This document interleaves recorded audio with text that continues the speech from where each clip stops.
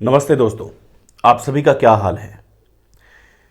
Media को 12 दिन से लगातार एक मसाला मिलने की ज़बरदस्त गुंजाइश थी। वो गुंजाइश ऐसी थी कि उसके अंदर टीआरपी का आसमान छू सकते थे। लेकिन दुर्भाग्य की बात है कि मैं बात कर रहा हूं, सबसे पहले आपको बता दूं, एक हरियाणा से महिला कांस्टेबल जिसने गड़साना के किसान आंदोलन के अंदर 1 साल काम किया है, ड्यूटी किया है। उन्होंने खुद बताया है बीकानेर के अंदर कई वर्षों तक उन्होंने काम किया है। यूं मान सकते हैं कि राजस्थान में उन्होंने बहुत तगड़े तगड़े आंदोलन का शायद साक्षी रहने का एक दावा जो पेश किया है, वो हकीकत में साक्ष्य मजबूत पेश करता है उनका कि उन्होंने किया है। मैं वैसे महिला कांस्टेबल को नहीं जानता, जो पूर्व महिला कांस्टेबल जिसका एक वीडियो वायरल हो रहा है, लेकिन जब मैं हिस्ट्री में जा रहा था, घूम रहा था, 12 दिन से लगातार मैं वॉच कर रहा हूं, देख रहा हूं कि शायद कोई ऐसा नेटवर्क होगा जो उस महिला की पीड़ा का विश्लेषण करेगा, एनालिसिस करेगा। लेकिन मैंने पूरा जोर लगाने के बाद में मुझे नहीं लगा कि कहीं पे भी किसी भी इंटरनेट की सर्च हिस्ट्री के अंदर उस पूर्व महिला कांस्टेबल का किसी ने दर्द बयान किया हो। हाँ, ये बात सत्य है कि उन्होंने जो अपने कैमरा से जो वीडियो वायरल किया, वो जनता ने देखा, दुनिया ने देखा, और उसमें से कुछ नेटवर्क ने अपने यहां पर जगह दी है, उसमें पूर्व महिला कांस्टेबल की बात को रखा है। किसी नेटवर्क ने तो उनकी पूरी बात को चैनल पर रखा है। ये ठीक बात है, हम मानते भी हैं, ये अच्छी बात है। लेकिन हर चीज का एक विश्लेषण होता है। क्या वो विश्लेषण एंकर नहीं कर पाए, क्या वजह रही, इन सब की बात हम छोड़ते हैं। खैर, हम आते हैं उसी मुद्दे पर जिस मुद्दे पर आप थंबनेल देख करके आए हैं। एक पूर्व महिला कांस्टेबल, क्यों ऐसा लगा कि उसके साथ कुछ गलत हो रहा है। आज की इस दुनिया में जो उच्च अधिकारी होते हैं, जो बड़े अधिकारी होते हैं, वो इतनी गंदी डिमांड करते हैं, ये पूर्व महिला कांस्टेबल ने बताया। यहां तक कि उस वक्तव्य में लुंगी तक का जिक्र हो गया। सोचिए आप कि राजस्थान ही नहीं, पूरे देश के अंदर महिला कांस्टेबलों की तादाद भरी पड़ी है। हमारे प्रधानमंत्री हमेशा कहते हैं बेटी पढ़ाओ बेटी बचाओ, यही पूर्व सरकारें भी कहती आई हैं, आगे आने वाली भी सरकारें कहेंगी। लेकिन क्या पुलिस में अगर कोई अपनी बेटी को भेजे तो वो किस बेस पर भेजे। जब मैं पूरी सर्च हिस्ट्री को खंगाल रहा था, तब मुझे नज़र आया कि ऐसी कई पूर्व कांस्टेबल हैं, महिलाएं हैं, वो उनका दर्द बड़ा एक अपने आप में सिमट करके रह जाता है। और न जाने ऐसी कितनी महिलाएं होगी पुलिस के अंदर जिन्होंने अपना शायद दर्द बताना उचित नहीं समझा, या वो बता नहीं पा रही होगी, या अपने आप को उस आदत में ढाल लिया होगा। सोचिएगा जरूर, विषय सोचने वाला है। पूर्व महिला कांस्टेबल ने एसआई का जो पेपर लीक हुआ था उस पर भी अपनी राय रखी। उस पर भी साफ साफ नाम लेकर के उन्होंने ये बताया है कि एसआई पेपर लीक में बहुत बड़ा एक सरगना घूम रहा है राजस्थान के अंदर। जिस एसआई की हम बात कर रहे हैं, जिस पेपर की हम बात कर रहे हैं, उन्हीं को संरक्षण देने वाले, उन्हीं को आगे बढ़ाने वाले खुद चोर हैं। खुद ऐसा एक पूर्व महिला कांस्टेबल कहती है। मैं पूर्व महिला कांस्टेबल ये भी कहती है कि मैंने कई नेताओं से बात करने की कोशिश की, लेकिन जब बात नहीं हुई तो मेरा दिल टूटा। लेकिन कई बार उन्होंने कॉल भी उठाया, एक बार फोन उठाने के बाद में वापस मेरा फोन नहीं उठाते थे। यहां तक कि कह दिया कि तुम तो हरियाणा की हो, हमारे किस काम की आओगे, तुम्हारा तो तुम वोट भी नहीं दे सकती। क्या हम महिला की मान प्रतिष्ठा को वोट पर आंक सकते हैं? ये आज के बदलते भारत का एक दुखता हुआ वो राग है जो मैं आपके सामने गा रहा हूं।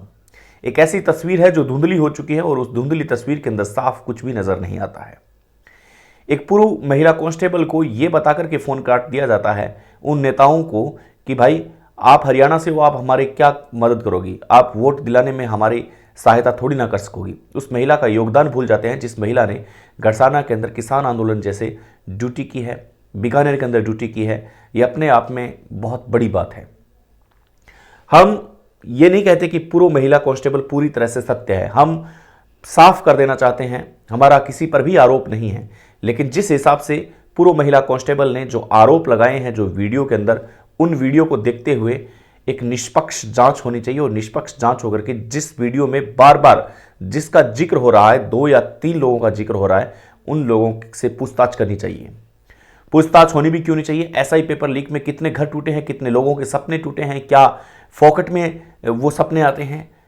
एक एसआई का पेपर देने के लिए पता नहीं कितनी मेहनत करनी पड़ती है, कितनी जिद्दोजहद करनी पड़ती है, अपने संघर्ष करना पड़ता है, अपने माँ बापों का खून पसीना बहाना पड़ता है, तब जाकर के एसआई का कोई पेपर गठित होता है। लेकिन चंद लोग जो पैसेवादी हैं, चंद लोग जिसके पास बहुत पैसा है, वो लोग उन पेपर्स को खरीद लेते हैं और जो वो भर्ती रद्द होती है तब सबके सपने टूट जाते हैं, चाहे वो झोंपड़ी में 24 घंटे मेहनत करने वाला वो बच्चा ही क्यों ना हो, जिसके पास संसाधन के नाम पर एक मिट्टी का दिया हो, उन सब के सपने टूट जाते हैं।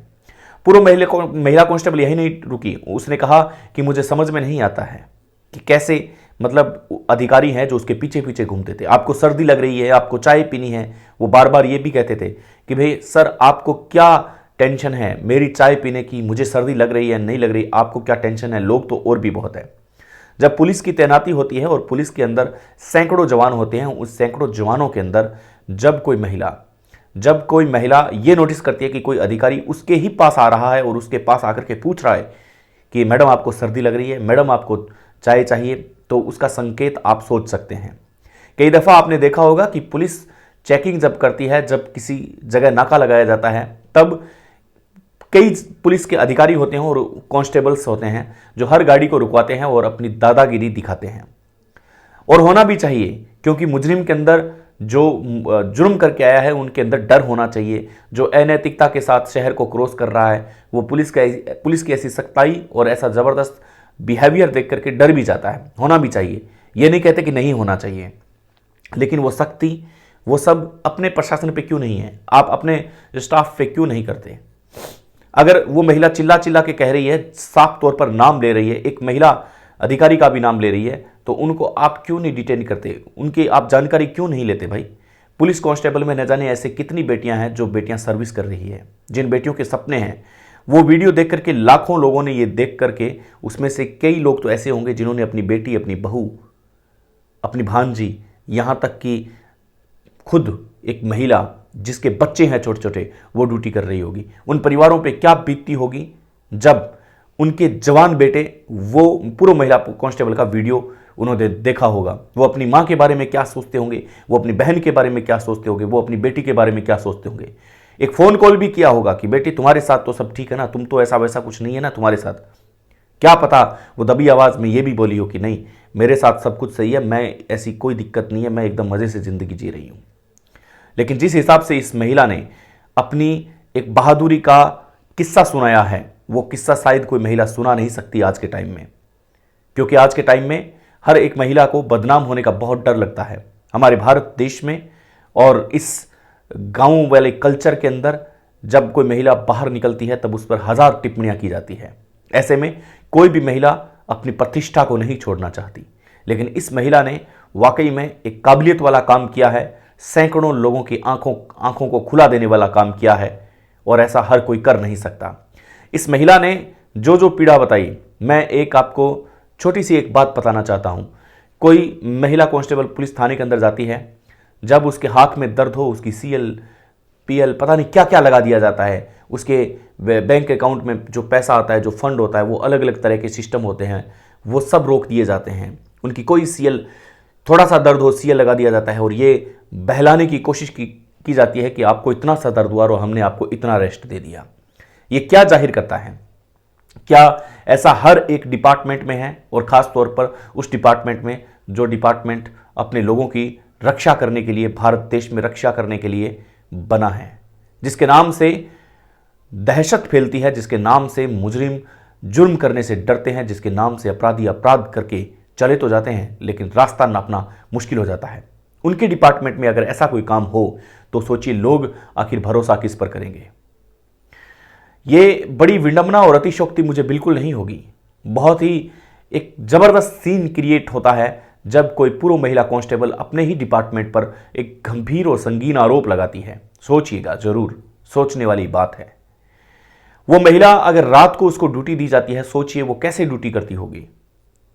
सोचिए ऐसी कितनी लड़कियां हैं, ऐसी कितनी महिलाएं हैं जो पुलिस के अंदर है और पुलिस के अंदर ड्यूटी कर रही है और उनके उच्च अधिकारियों का बिहेवियर ठीक नहीं है? क्या शिकायत पेटिका भी बनी हुई है? क्या उनकी शिकायतों पर कभी गौर की जाती है? क्या 181 पर शिकायत करके कोई महिला रो सकती है? क्या मुख्यमंत्री से डायरेक्ट बात कर सकती है? क्या अपने उच्च अधिकारियों को वो बता सकती हैं और उच्च अधिकारी ही उनका शोषण करते हैं? पूर्व महिला कांस्टेबल ने अपने दर्द और अपने बयान में यह तक बताया है कि लोग जातिवाद, क्षेत्रवाद में बंट चुके हैं। उन्हें यह पता नहीं है कि एक महिला कांस्टेबल की जिंदगी क्या होती है। एक महिला कांस्टेबल अपनी इज्जत की भीख मांग रही है, लेकिन उसको क्षेत्रवाद और जातिवाद में बांट कर देख लिया जाता है कि तुम इस जाति से हो तो बस तुम घर पे रहो, तुम इस क्षेत्र से हो तो बस तुम चुप रहो, हमारे किसी काम की नहीं हो क्योंकि तुम्हारे वोट हमारे पास नहीं आएंगे। अजीब बात है, और अजीब बात तो यह है कि सत्य वचन की घड़ी में मैं ये कहूंगा कि रियलिटी किसी भी डिपार्टमेंट के जब कोई बागी सुर बाहर आने लगते हैं तो उस डिपार्टमेंट की धज्जियां उड़ करके रह जाती है। इस पर कितनी कार्रवाई होती है, क्या होता है, यह तो आने वाला वक्त बताएगा। लेकिन उस महिला कांस्टेबल ने जो किया वो सत्य किया, वो बहुत अच्छा किया कि कम से कम एक महिला को बोलने की आज़ादी का सबूत तो दिया कि कोई महिला कम से कम बोल सकती है, अपनी बात को रख सकती है। यह जांच का विषय है कि वो कितना सही बोल रही है। यह जांच का विषय है कि जिस वीडियो में वो जिन लोगों पर आरोप लगा रही है वो कितना गलत है। लेकिन यह तो सत्य है कि उसने बोलने का जो साहस किया है वो गलत नहीं है, वो ठीक किया है, एक अपनी आज़ादी का परिचय दिया है। बहरहाल हम मिलते हैं एक नए अंक में, तब तक के लिए बहुत बहुत धन्यवाद। और क्या आपको भी ऐसे डिपार्टमेंट में कभी कमियां देखने को मिली है तो आप हमें ज़रूर मेंशन कर सकते हैं। धन्यवाद। हैप्पी दिवाली। मस्त रहें, तंदुरुस्त रहें। रब्बा खैर, शबा खैर।